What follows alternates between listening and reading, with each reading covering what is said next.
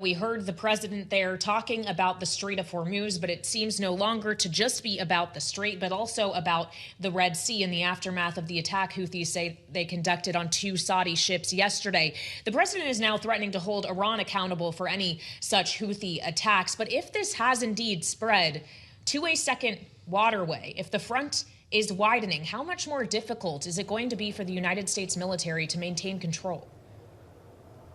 Well, it is going to be more challenging, Kailey. It does look like the Houthi movement, which is affiliated with and a franchise of this regime in Tehran, looks like they are complicating efforts to deliver oil and other supplies through the Red Sea by closing off the Bab el-Mandab Strait, which is another choke point in addition to the Strait of Hormuz. So this is why the president believes that we, of course, need to get more leverage and then get the Iranians back to the table for a negotiated settlement. But as they have proven time and time again, they're not feeling the heat enough. And so, unfortunately, it's going to require the threat of more military force, perhaps more military force. It's the president's job to make the case that we need to do that and to lay out a more clear strategy on a going forward basis. But the number one goal of this conflict we can't lose sight of, and that is to secure the nuclear materials, remove them if possible, and then establish a verifiable enforcement regime for whatever political settlement might ultimately be agreed upon. It looks like we're a long way away, and there is going to be elevated prices that flow throughout our economy on account of the heightened energy prices and lingering uncertainty, and that, of course, is something we're feeling at home. Yeah, we're seeing American Airlines shares now down 10% on this jump in oil prices alone, Senator.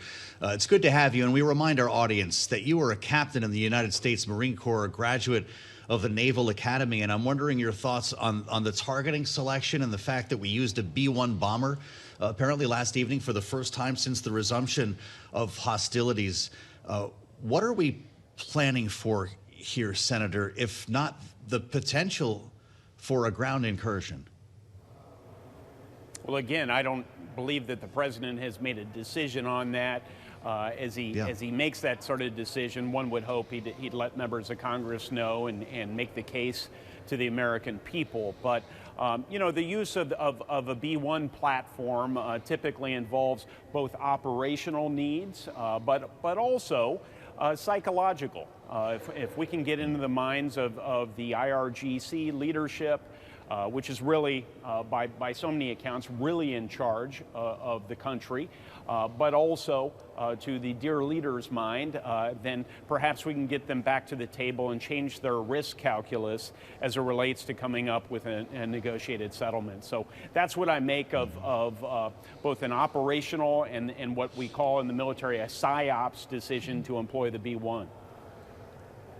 Well, obviously, there's the kind of tactical military pressure that the U.S. is trying to apply on Iran. There's the question of economic pressure as well. And President Trump has pushed for sanctions and secondary tariffs being able to be applied to buyers of Russian oil to be included in the sanctions bill that was intended to be targeted toward Russia, authored by your late colleague, Senator Lindsey Graham, which I know you signed on to as a co-sponsor. Punchbowl News reported today that your majority leader, John Thune, says Iran sanctions have been attached to the Russia sanctions bill. Do you support that? Does it complicate its passage?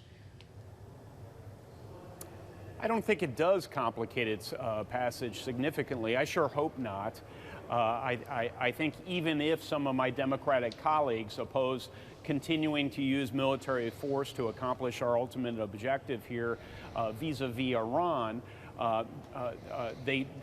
they still should continue to favor economic sanctions. In fact, one would argue that in the absence of this military force, you'd even need more economic sanctions to bring this regime into a position of better behavior. So I think the addition of that to the Ukraine sanctions, the Russia sanctions in the Ukraine context should be a sweetener as opposed to anything that would undermine its appeal to my Democratic colleagues. But with that said, it's a political season. And I know that electoral politics play into these decisions a lot, unfortunately. Let's see if we can get it passed. Well, the NDAA is making its way to the Senate right now, and that was actually in question until that passed the House. Your SHIPS Act, bill to promote domestic shipbuilding, made it through as part of the NDAA. What will be its fate in the Senate?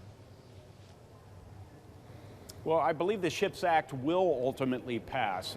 2/3 of this legislation found its way into the National Defense Bill. We have already a strategy teased out to get the additional third done, but the National Defense Bill broadly has been a bipartisan piece of legislation among for a number of years now, and I think that ultimately, perhaps not until after the election, we'll see this version of the NDAA being signed into law, and the ships component of it is really essential. I mean, the fact that we built just one ocean-going vessel in this country last year, and China has the capacity in a given year to build over 1,000, is an acute national security situation. I've laid out the case for this multiple times, but blessedly, this happens to be the sort of issue where the solution is appealing to most Americans. Not only do we have an opportunity to remedy the defects of our sea power, but we can put a lot of manufacturing workers to work, earning good wages throughout the industrial Midwest, building vessels, and so it's really appealing at home as well. So we will be making American ships again. I think in short order, working with the South Koreans, the Japanese, and others to relearn this discipline, but also to crowd in private capital as we implement this bill.